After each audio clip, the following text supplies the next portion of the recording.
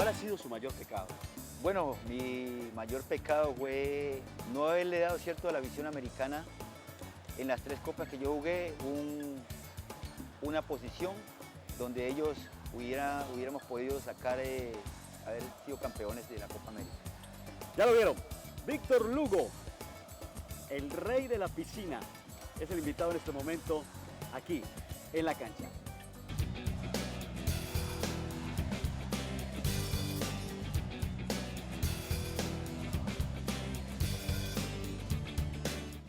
Víctor, usted es de esa camada de jugadores en esa época del fútbol colombiano, donde se debutaba grande, ya después de 20, 22, 23 años.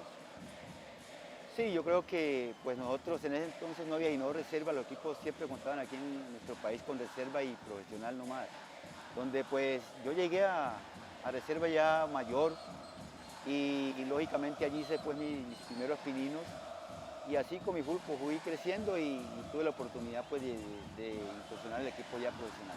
¿Cómo llegaste a la América, Víctor? Bueno, yo llego a la América, resulta que en el tiempo nosotros jugamos unos partidos, un torneo municipal, donde jugaba Dagua, jugaba Palmira, nosotros de aquí el Valle. Entonces, la final nos tocó jugarla aquí, de ese torneo, Palmira, Jamundí, donde jugamos un partido aquí preliminar de América, Pereira.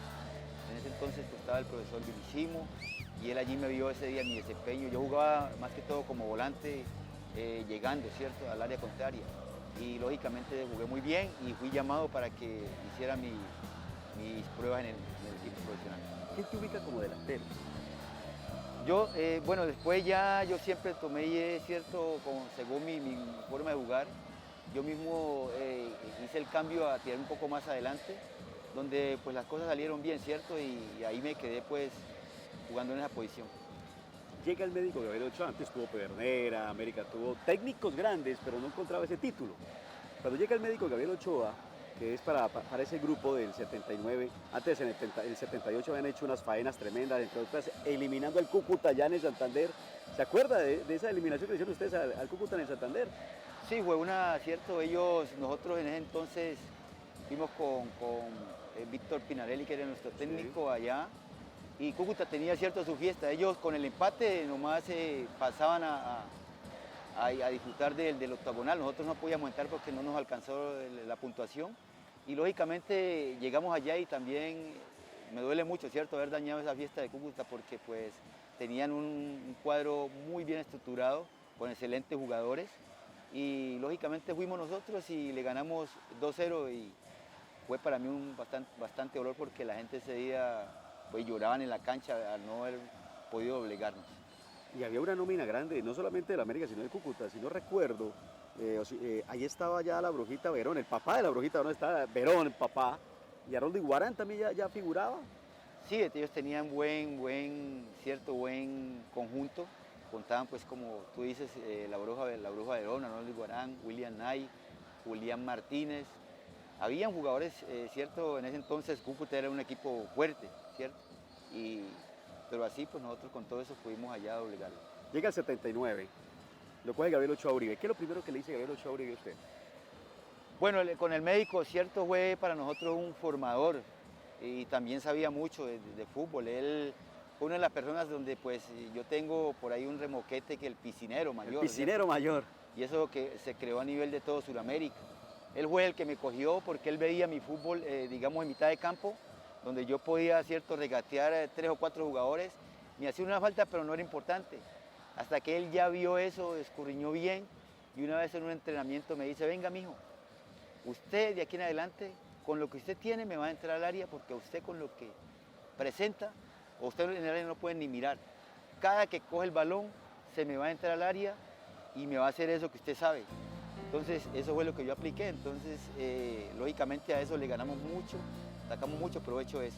Cuando te metías al aire, automáticamente hacías tu parte de habilidad y sí, había un penal marcado. Sí, yo con mi habilidad, con mi regate, yo sabía que, cierto, y como también sabíamos el reglamento porque él nos llevaba muchos instructores, ya uno más o menos sabía qué falta le podían hacer a uno. Entonces un roce donde me sacaban un empujoncito en la mitad de campo Y aprovechar. y aprovechar. Entonces yo creo que si me lo hacían en el área, pues era cierto penalti. ¿Tú estabas por ese costado con Gabriel Chaparro? Sí, en esa franja trabajamos con Chaparro, donde pues era un jugador también muy exquisito para jugar al fútbol. Pero entonces, Gabriel Chaparro y Pitillo Valencia tenían la fortuna de pocos marcadores, porque en esa época eran marcadores, no existía el lateral todavía. Sin embargo, ellos fueron los que empezaron a transformar ese marcador a lateral, porque se proyectaban a tirar el balón. Y entonces, ¿dónde se ubicaba automáticamente? En el centro se ubicaba Víctor Lugo cuando subía Gabriel Chaparro o el Pitillo. Sí, según cierto, si se iba a Pitillo, pues lógicamente yo tenía que llegar a la espalda del número 9, porque había un número 9 fijo. Y eran jugadores donde pues el médico ya había avanzado cierto un poco en eso de primero, porque a mí a veces primero me decía, como puntero me decía, primero me marca y después me ataca. Ya. Entonces yo a veces hice esas dos posiciones y yo por eso con él le cumplí siempre el trabajo y siempre jugué. Y entonces, como te digo, siempre teníamos que llegar. Si iba a Pitillo, pues yo iba a la espalda de Jorge Cáceres, que era el 9 en ese entonces. Quédese ahí en su casa, prepárese, no vaya a cambiar el canal, porque nos vamos a meter de lleno en esa América del 79, en ese primer título y otras cositas, otros detalles que tenía la dirección técnica de Gabriel Ochoa Uribe y todo lo que pasó con Víctor Lugo, con el cuadro Atlético Nacional, con el Quindío. Todo esto ya viene, estamos en la cancha.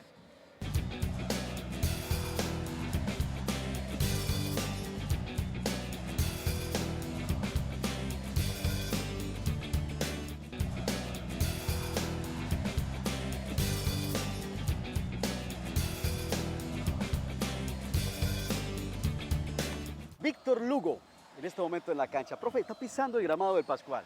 ¿Qué recuerdos le llegan a la cabeza? No, yo creo que aquí, cierto, siempre me dice grande. Yo creo que aquí yo jugué muchos partidos donde en ese entonces uno como jugador sentía esa camiseta del América y cierto, cuando uno pisaba esto uno se brindaba al máximo. Yo creo que siempre la mayoría de la gente del América me conoce porque yo hice cosas buenas, cierto, en el fútbol. Siempre me entregué a él y di lo mejor de mí en este gramado tan especial. Te viene a la cabeza ver el Pascual lleno. Este es otro Pascual, pero al fin y al cabo el mismo terreno. Sí. ¿Te viene a la cabeza todo vestido de rojo? Sí, aquí nosotros, este estadio siempre tuvimos muchas fechas importantes donde esto se veía siempre por donde uno miraba era rojo, así es de que pues eso me recuerda esos tiempos atrás que yo vivía aquí en ese estadio. Tenías un mano a mano con Sape.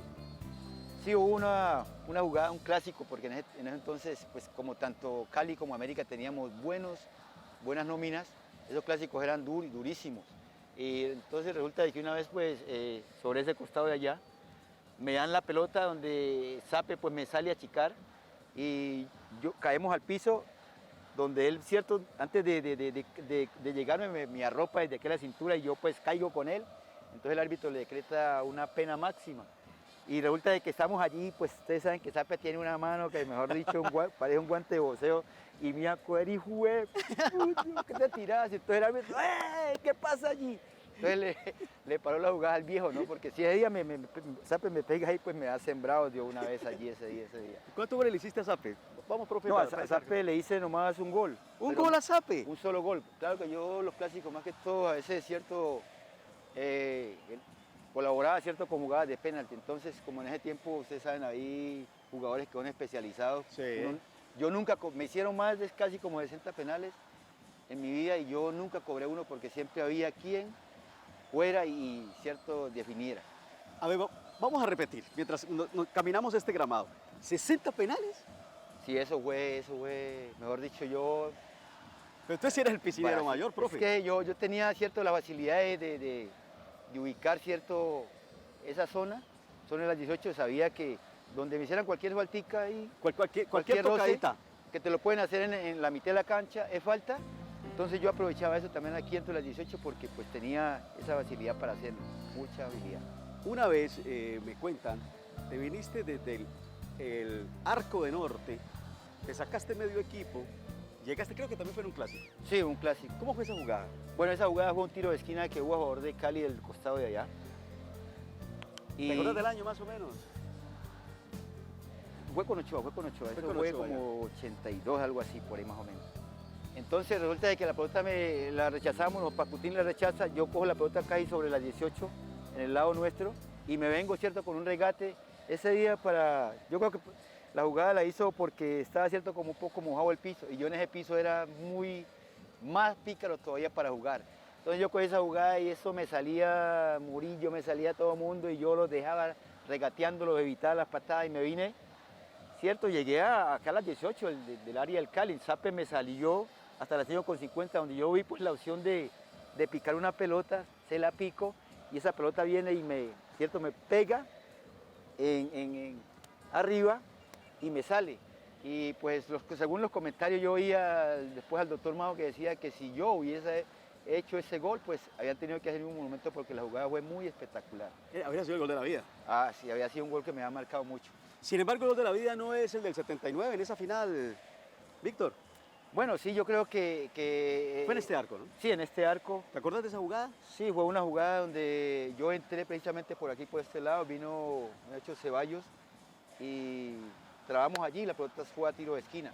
Vino Bataglia, cobró este costado y la pelota vino aquí, la rechazó Cáceres, después la rechazó un defensa de la Unión Magdalena.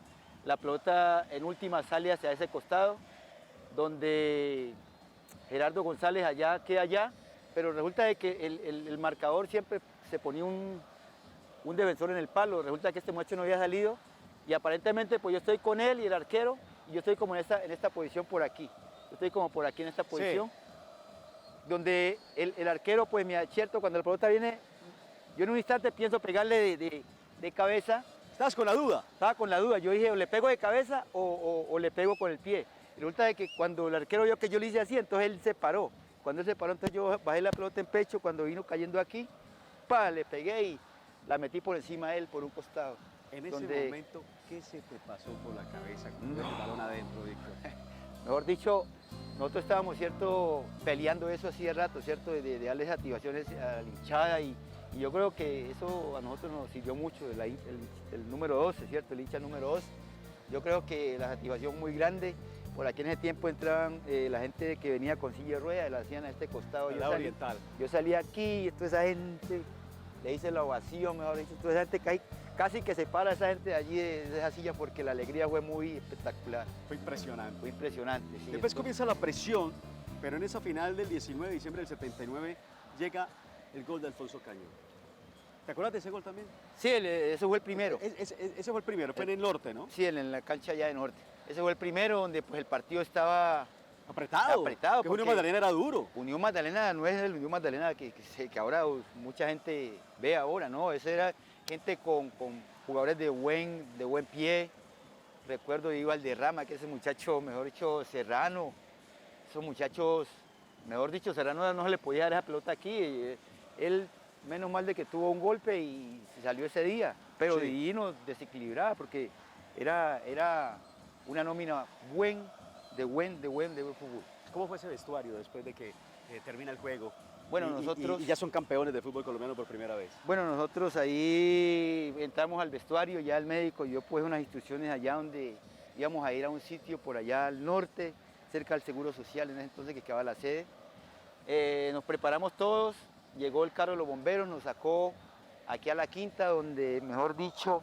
¿Cómo fue ese momento en el carro de bomberos? La gente, mejor dicho, nosotros allá trepaban eso y la gente quería treparse allá, eso, mejor dicho, y en motos, carros, y uno, uy, Dios mío, que no vaya a pasar nada grave. ¿Qué es esto? ¿Qué es esto? Esta locura de la gente se transformó. La gente se transformó. Pues tan así que nos fuimos a ese restaurante, comimos, y eso allá, ese parque Versalles por ahí cerca era lleno, y para salir uno para la casa tuvimos que disfrazarnos para...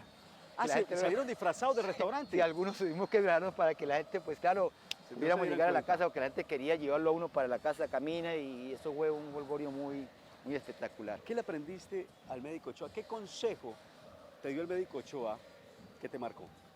Bueno, esa, ¿no? Él me marcó esa porque a pesar de que, como le digo, fue una persona de que nos enseñó, nos formó, porque cuando nosotros antes de llegar al médico éramos un poquitico como muy incrédulos en esto, lo tomamos como no el fútbol algo en serio, pero llegó él y mejor dicho, usted está el fútbol es una empresa tiene que dar. Entonces nos metió en ese rol. Y lógicamente ahí el que no daba, pues a un lado, y el que soltaba la posición, venía otro y se la quitaba y había que esperar. Entonces él hizo de que nosotros, el que pisaba la cancha tenía que dar al máximo, dejar su buena huella allí para no ser sustituido. Por último, para antes de cerrar este bloque, ¿te acuerdas de esa nómina del 79? Sí, estamos con Alfredo Gay. Era un loco, ¿eh? Gay era loco. Sí, sí, Gay Gay, era sí, un loco, ¿no? El loco, sí. El otro era Gatti, que era de Boca, Gatti, pero sí. Gay es el Gay que estaba ahí. era que estaba allí. Entonces estaba, por la derecha estaba Hugo Valencia. Pitillo. El Pitillo Valencia, gran jugador también por ese costado. Aurelio Pascutini, sólido atrás. Reyes, pues que le hacía casi siempre el trabajo a Hombre de hierro. Pascutini. Se los entregaba moliditos ahí, el viejo nomás rechazaba. O sea, el que los cuadraba era Reyes y el que los recibía era Pascu. Pascu. Ya. Bueno, entonces por el costado izquierdo estaba Gabriel Chaparro, Gabriel Chaparro. un jugador también muy técnico. En el medio estuvo Gerardo González Aquino y Juan Caicedo, donde Gerardo pegaba, me he dicho, hasta el papá le pegaba a Gerardo. Era un jugador ruñidor, estorbaba allí, No era muy dúctil con la pelota, pero ahí estaba cumpliendo su trabajo. Juan Caicedo también, jugador de buena pegada. Y fuerza. Porque era Caicedo un tipo grande. Alfonso Cañón, que era nuestro número 10, de baja estatura, pero un jugador de mucha clase. Alfonso me enseñó cómo había que definir porque yo botaba mucho gol. Yo aquí botaba mucho gol. Yo entraba 5 veces a esa área, y norte, sur, y yo me tapaba la cara cuando veíamos esos videos. Entonces, ahí adelante estaba mi persona, Jorge Cáceres y Juan Manuel Bataglia, que era una... Jorge Ramón La Fiera Cáceres. Fiera Cáceres. Ni más faltaba. Qué recuerdo que estamos viviendo en este momento con Víctor Lugo. Me imagino que están disfrutando. Están en este momento como echándole mermelada al pan los hinchas del América. Ya volvemos en el tercer bloque. Estamos en la cancha.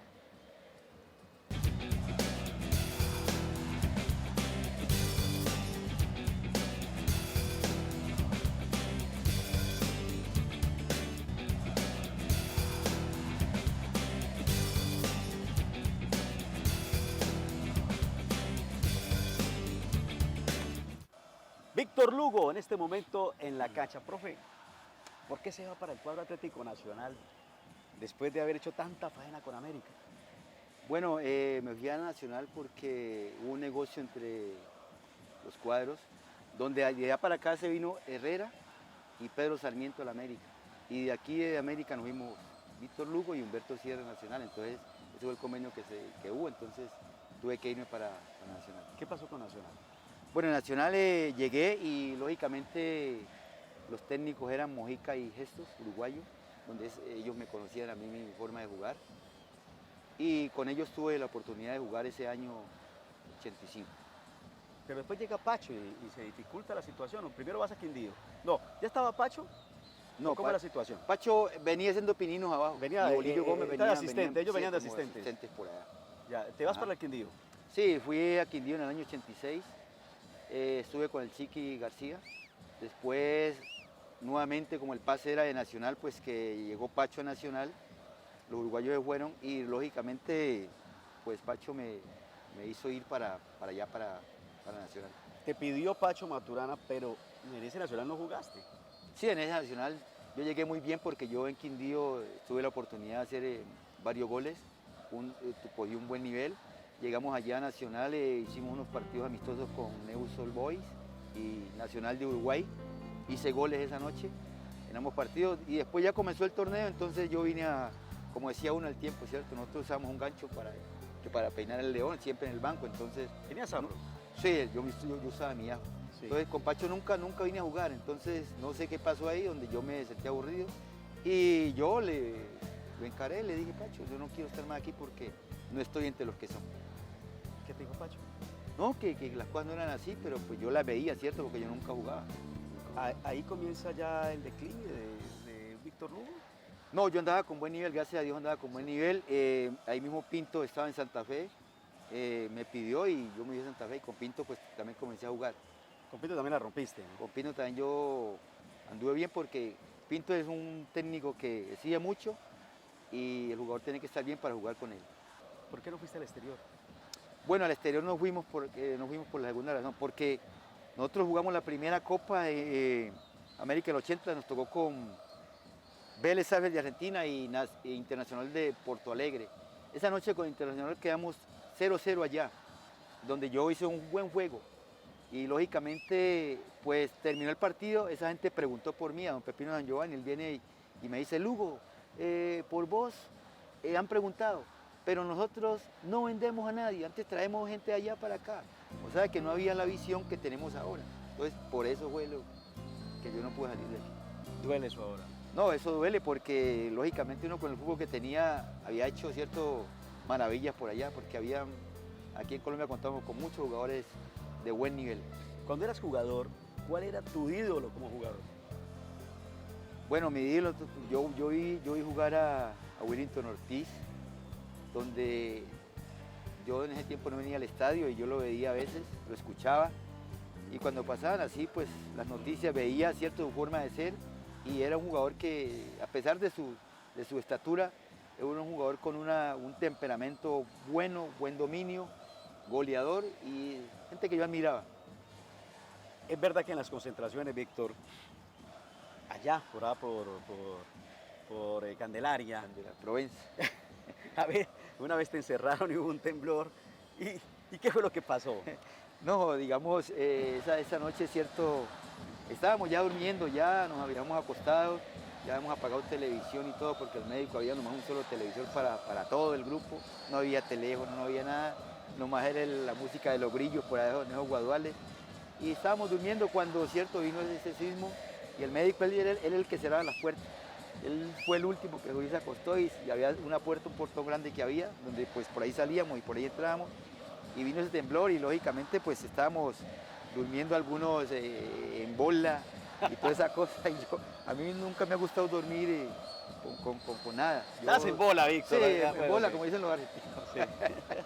Sí, entonces cuando el temblor y ya hemos salido y la puerta esa estaba abierta y no, y yo allí, hermano, yo le voleaba patadas a esa puerta, eso no abría, y como esa casa eran de bareque, eso se escuchaba el ruido, eso que se caía la casa, y nosotros desesperados, y el médico, cuando sale el médico por ahí con una pijama hasta acá abajo, No. ¡ey! ¿Qué están haciendo? ¡Oh, que se entran los zancudos! Y eso nosotros, pues, a la última hora pasó el temblor y, cierto, vino a reírnos con esa anécdota del médico, ¿cierto? Que en vez de traer esas llaves, dale, ya se entran los zancudos. De hecho, fue una fiesta. No vas a quedar Una fiesta debiendo así. muchas cosas, Víctor. Que nos ha pasado muy rápido el tiempo aquí en la cancha, pero quedó mucho por No, falta mucho por contar. en el fútbol pasan muchas cosas, eso ahí pasaba tenemos nosotros mismos, nosotros una vez nos reunimos varios en la casa de Álvaro Muñoz Castro, los paraguayos también, y hemos hecho a fiesta donde pues cada uno tiene su pedacito, ¿no? Donde que el médico lo cogía y el día de un partido que le iba mal a uno, que era fregado, porque cuando le iba mal a uno no quería editar ese video, pero hecho porque sabía que iba a llevar, entonces a veces causaba cierto risa entre nosotros mismos allá, eso son cosas que hasta el momento nosotros ahora las contamos, con los que nos vemos ahora, los que están aquí, a veces cuando pasan estos hechos de edad también por ahí, alguna emisora por ahí que uno conversa con ellos y recuerda todas esas anécdotas donde pues hay muchas cosas que hubieron allí. Dios te bendiga, profe. Lo mismo, amén, hermano, esté muy bien. Qué bueno. Víctor Lugo estuvo aquí con todos ustedes en la cancha.